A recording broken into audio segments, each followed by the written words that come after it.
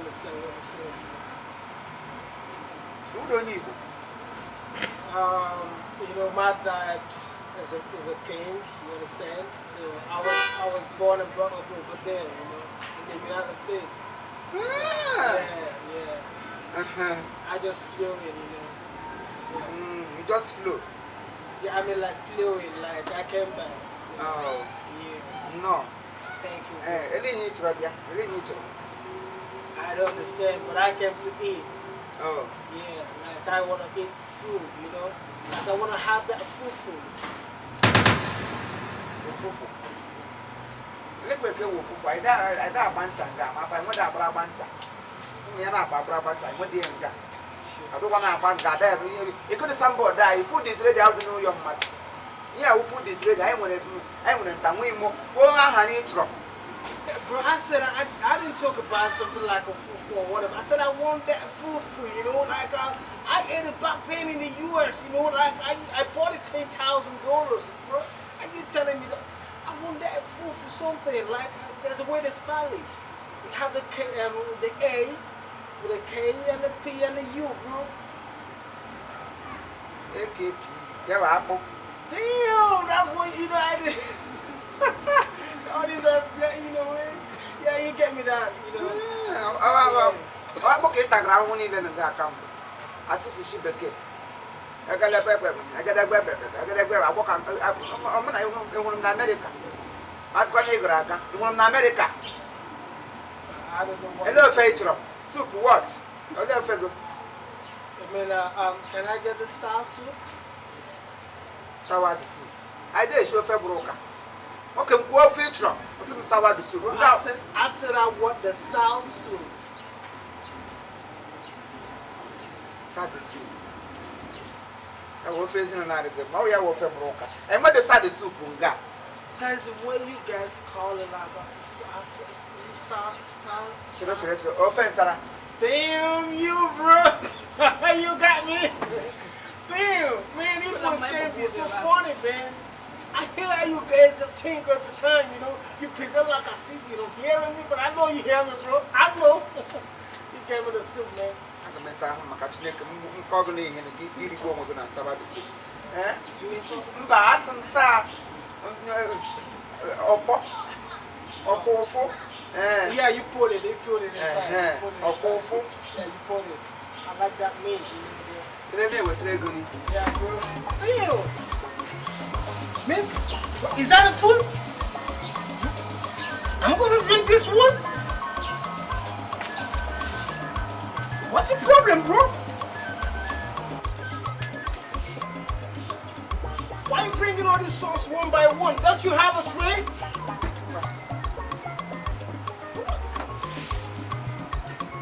Why you got all this? You don't have a plate?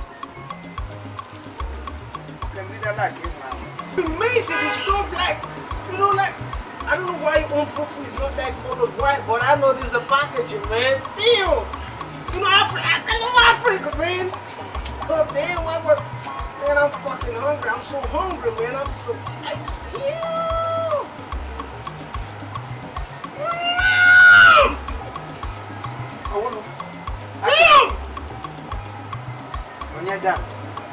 Damn you, bro!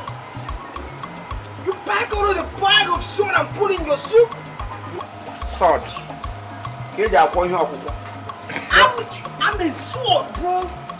Oh, salt. Yeah. No, I can't see. Bro, you got.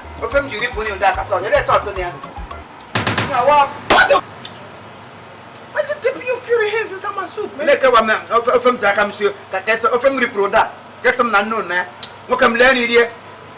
Learn here. Not that totally here who trunk. I be getting an hour again. Often all of them, you know what? What the fuck is wrong with you, bro? Are you crazy? Hello, man, you the last one, bro. Oh, I missed the fufu.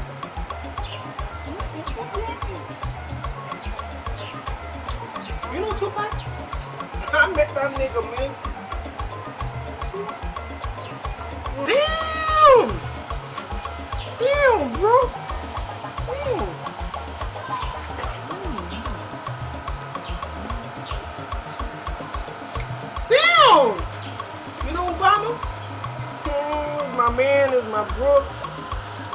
in the state, you know. We're living a long way on the state, man. That's how we do it in the state, bro. You my man. You know Tupac? I met that nigga, man. Yeah. Wow. Man, although you got a little salt in your food and you took your hand in my food, but I still like it. So how much is the food, man? How much is the food? Oh, where going? Umurego need a bow man. Mono Nigeria. I will now 5,000. Damn! 5 what? 5,000. Our first lucky. When the him just really na home 5,000. Man, I'm the shit. Yeah, why him just I'm home. Why I won't? No, would you let me move to this home 5,000? Macanini. Hey, Nigeria, but go see. Hey, babe. I want to go. Nisimoso, if you really good, this will go for one or that could happen. No, it's one day about. And then I'm getting rich and we didn't know Mamma,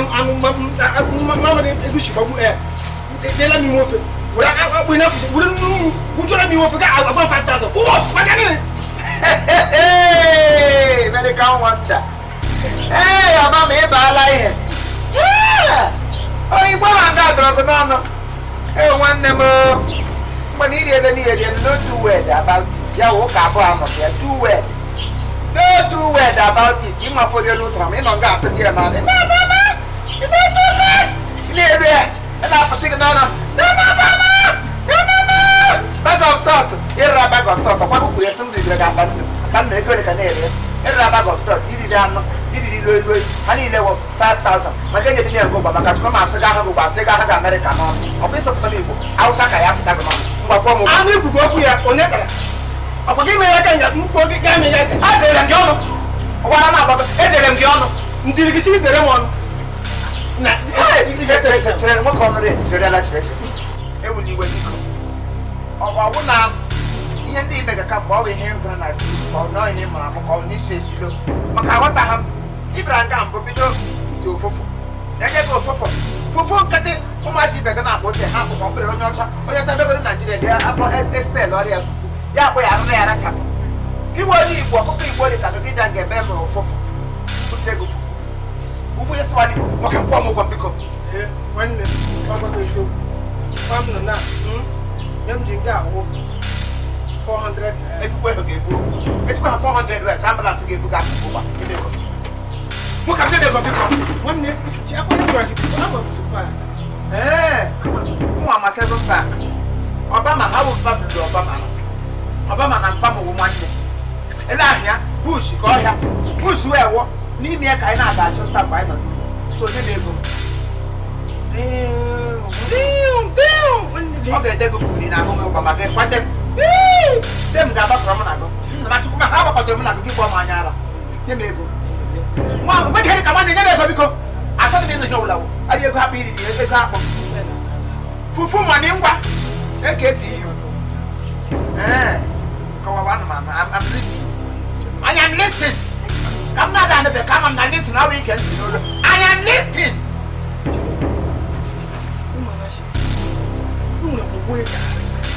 Again, I'm on me. You get it. One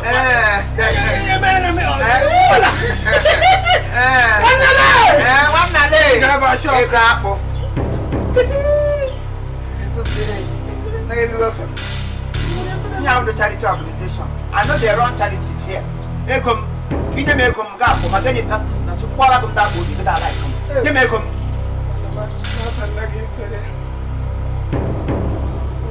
That's a missing. You see what? What are you within? You're at the airport, I got the much. Ora, I got that. Ora, what do you call my getting to make a macaron to Shagun way? What can you make? Nimegum. Oh, Mwa sharp boy. Mwa sharp boy this America, yo. Nimegum. Nimegum. Come Nimegum. One day, Telephone. Cheranu. Nim phone. You got to give away. Take a bag off. Hey, 2 days ago, getting it free. Nimegum. Some person slow. Well, I left for quite a bit. Hey, put ya. Hand robbery. On your ship, Papa Lossa. Who might she back abroad? They got back to their nostrils. Papa Night. Did you ever book it? I'm Malagani. Go. I know her. I put it in Bosso. I got a garo. But my common no burden. If you do where you protonation, Carpo. Didn't Banoga that time he made them post. She says, "Oh, my brother for the quagga." Then you hear me, dear Mera, you know, he chucked on the pen. Hey, Casey and a catchy. Didn't bat it. Hey, yeah. And they want to phone an hour on. Your hand natra. What I do no card that you talk to. Card in the over. When you're seeing how we did the see you come with international passport. It will Babu Quego. About here, glow. Card in the NTN. NTN. The pen. 20 naira and pam kuku who use the front la. I hear you say America low. You see she. I let Quaga Kekwe. No, much if a good loy. Eric Who learn you didn't get no hugo. My heart didn't who get one baskas. A big branga, down Jimba, wrong by come back kitchen. What them press where no transfer give a day free, what was up? Hey! The you take about progress, so you way. O take anywhere they shall happen with sheep as I left where Ndumbo, oh, my brother, ever has she go tell what will say they not. If I did any free, I'm on. Young me one may daddy some board them pay before services. Pay before services, and the money they alarm. Case I'm go to one about her name with this man. One shaker, what but that? I be a gun, no me wrong English, so I know so Joe. You are not in the Trishi Canelo Bapo. Come go about Prangano Bakwane and Ella Fumbi. Yeah, I'm now going to come with you.